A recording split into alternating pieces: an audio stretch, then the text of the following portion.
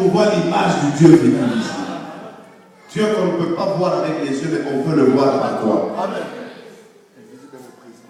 Alléluia. Amen. Dis avec moi la folie de la foi. Oh, dis à haute voix comme un fou, la folie de la foi.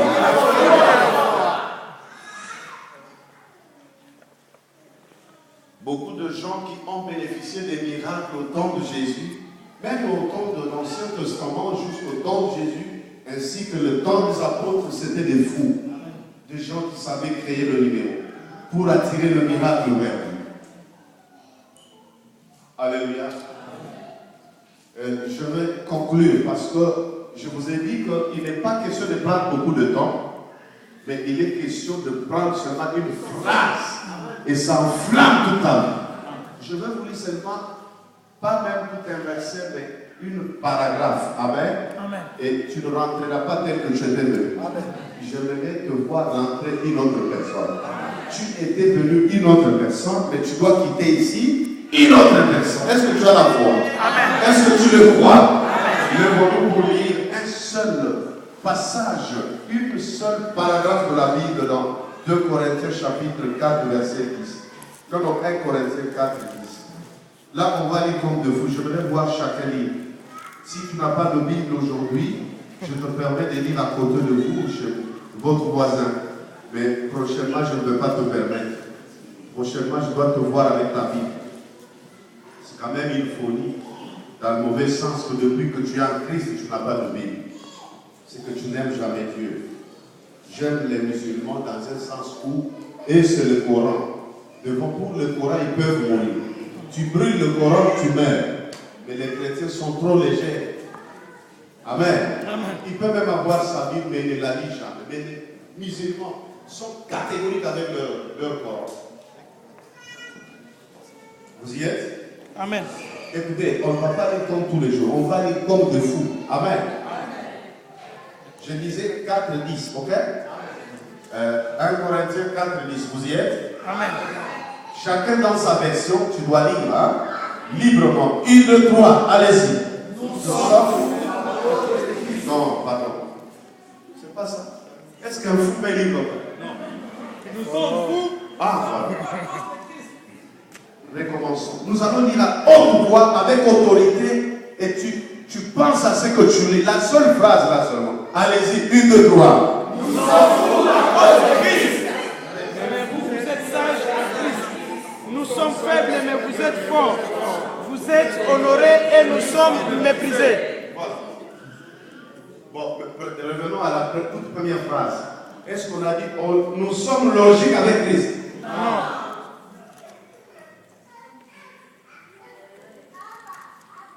Pour moi, ce que vous avez continué à lire, ça, ce n'est pas un problème. Mon problème, c'est la première phrase. Le texte d'aujourd'hui, c'est la phrase, la première là. Nous sommes fous à cause de Christ. Peut-être que vous vous trompez. N'est-ce pas, il a dit nous sommes fous à cause des femmes? Non. À cause des hommes? Non. À cause de l'argent? Non. À cause du pouvoir? Non. À cause de la gloire des hommes? Non. Mais nous sommes fous à cause de qui? De Christ. Vous pouvez vous asseoir, bien aimé. C'est pourquoi je te disais que tu as tout ce qu'il faut avoir. Tu es enseigné, tu continues à être enseigné. Tu as des talents naturels et surnaturels. Gloire au Seigneur. Amen. Amen. Mais ce qui te manque, c'est ce que je suis venu t'ajouter. Et c'est quoi? La foule. Et ça, c'est une dimension très haute du christianisme. Les disciples qui marchaient avec Christ étaient devenus fous à cause de lui. Alléluia. Suivez ici, s'il vous plaît. Pour bien servir Dieu, il faut devenir fou à cause de lui. Et je ne crois pas qu'une assemblée peut exister sans une vision. Pour que Dieu bénisse les membres de l'assemblée locale telle que vous êtes là, il faut que vous deveniez fous à cause de la vision de votre assemblée. Les serviteurs fous, le leader lui-même fou à cause de la vision. Les collaborateurs fous, les protocoles fous, les adorateurs fous à cause de la vision. et que chacun soit en mesure de défendre la vision. Et quand vous devenez fou à cause de la vision, Dieu qui connaît ce qu'il a dit à votre leader viendra vous bénir. Beaucoup de gens viennent dans les assemblées, mais ne bénéficient pas des grâces de l'assemblée. Tu es là parce qu'on prie pour toi, pour des maladies. Ça, c'est des petites choses. Mais ici, il y a des choses que Dieu veut réaliser avec toi. Mais si tu n'entres pas, tu ne te plonges pas dans la folie de Dieu, dans la folie de la vision, que tu ne deviennes pas fou à cause de la vision, tu ne bénéficieras que des pains, de miettes, de mariage. Bon, ça, c'est des choses. L'argent. Mais les exploits que Dieu a cachés dans la vision, là, tu ne les verras jamais. Parce qu'avec chaque assemblée, Dieu traite une alliance. Il dit, vous qui êtes ici, voilà ce que je ferai avec vous. Mais si souvent on ne bénéficie pas des exploits, mais on ne bénéficie que les miettes. Et on se contente des miettes. C'est-à-dire que quand quelqu'un touche 10 000 euros, vous ne le verrez jamais dans l'équipe. Il cesse d'être protocole. Tu ne le verras jamais à la modération. Tout ce qu'il faisait, ah Seigneur, ah, parti. À cause de 10 000 euros. Le drum qu'il jouait, parti. Vous commencez à l'appeler, pasteur, je vais voir si je viendrai. Tu vas voir. Mais auparavant, tu étais le premier à être ici. Or, ça, ce n'est qu'un avant-goût que Dieu t'a donné. Mais le vrai repas est encore là. Et toi, tu as déjà fouillé. Non, mais dans l'assemblée, on a besoin des gens fous. Amen. Les gens fous de leur église. Ce n'est pas les gens qui disent, bon, voilà, écoutez, tu pries où? Non, non, moi, tu commences à dire, moi, je suis là, mais en attendant. En attendant quoi? Je prie dans l'assemblée là, mais en attendant. Je suis dans le mariage, mais en attendant.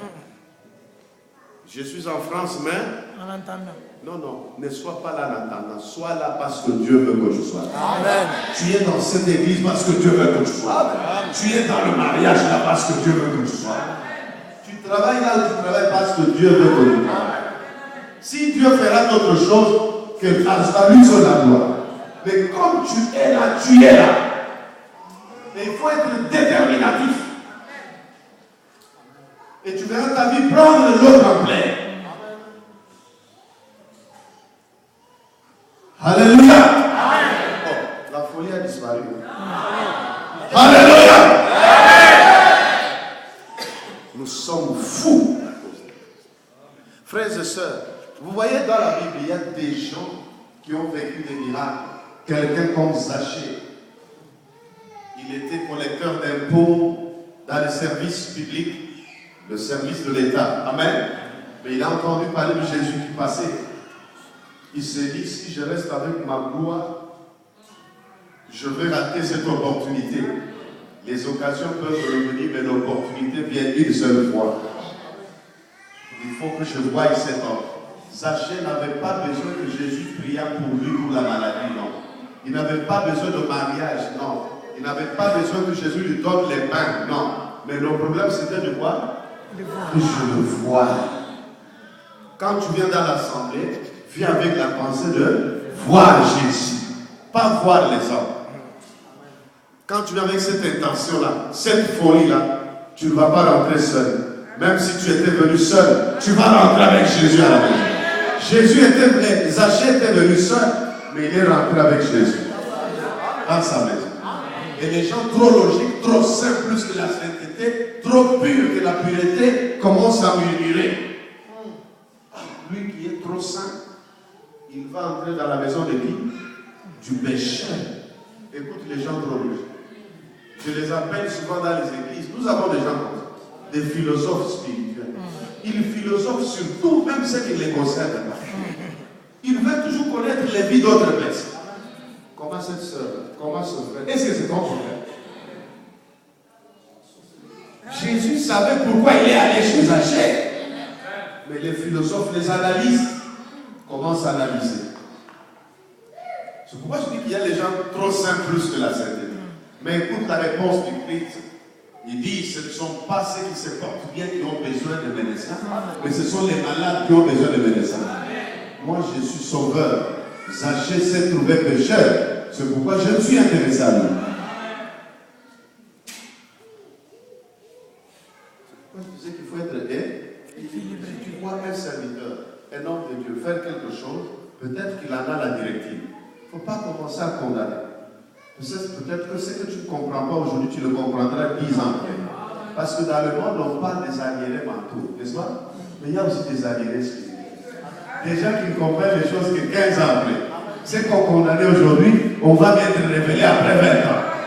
Alors c'est pourquoi si tu ne comprends rien, reste d'abord, mais ne condamne pas encore. Dis seulement, Seigneur, éclaire-nous plus tard. Oh, je quitte l'assemblée parce que ce qu'on fait là n'est pas bon. On ne quitte jamais l'église parce que tu n'es pas satisfait. Si quelqu'un quitte l'église parce qu'il n'est pas satisfait, il n'a pas Dieu. Parce que là où il ira, il vivra la même chose. Ce que tu as condamné ici, on va te condamner aussi là-haut. L'église appartient à Jésus et nous sommes là. Même s'il y a des choses qui se passent qui ne te plaisent pas,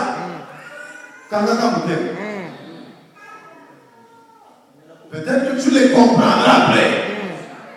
J'ai beaucoup de pasteurs qui ont fui l'église que je dirige. Oh, parce qu'on a vu ça, on a vu ça. Ils sont allés faire les assemblées.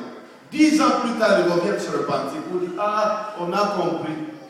Parce que moi aussi, quand je suis parti, ce que j'avais refusé ici, je l'ai vécu encore. Les autres se sont rebellés contre moi. J'ai dit, gloire à Dieu, qu'il se rebelle encore plus.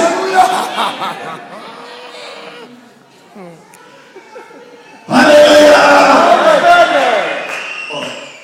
Donc, j'ai abîmé la prédication. Non. Elle est toujours bonne. Nous, les apôtres, notre mal, c'est qu'on parle de tout.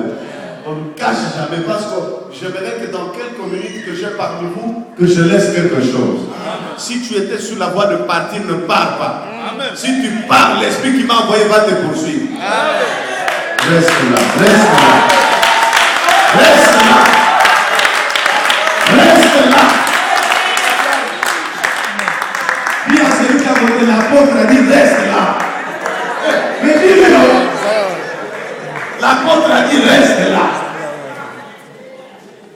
Quand je reviendrai la fois prochaine que je te trouve là. Si je ne te trouve pas ici, je vais te chercher dans tout Paris. Alléluia. Et Zachée se dit ceci, mes frères et sœurs. Regarde-moi, je conclue. Il dit, si je reste trop logique, je vais rater les miracles de Dieu. Amen. Regardez-moi très bien. Et Zachée se dit, pour que ma folie soit réelle et que j'arrive à attirer Jésus vers moi, il faut que je crée un événement. N'est-ce pas ça? Parce qu'il y a des foules, il y a même des géants devant moi. Des gens trop géants que moi. Il calcule, il trouve un numéro. Il dit quel est l'animal qui grimpe souvent à l'arbre? C'est quel animal? Hein? C'est quel animal? Les animaux qui grimpent souvent aux arbres. C'est quoi? Le singe. Zachée s'est dit, je vais me diminuer au rang d'un singe. Comme ça, quand je vais commencer à grimper, ça va toucher le Seigneur. La folie. J'ai dit avec moi, la folie. La folie. Zachée n'a pas appelé le nom de Jésus. Non. Il n'a pas dit, regarde-moi. Comme Bartimée, non. Bartimée, c'était son nom. Amen. Dans les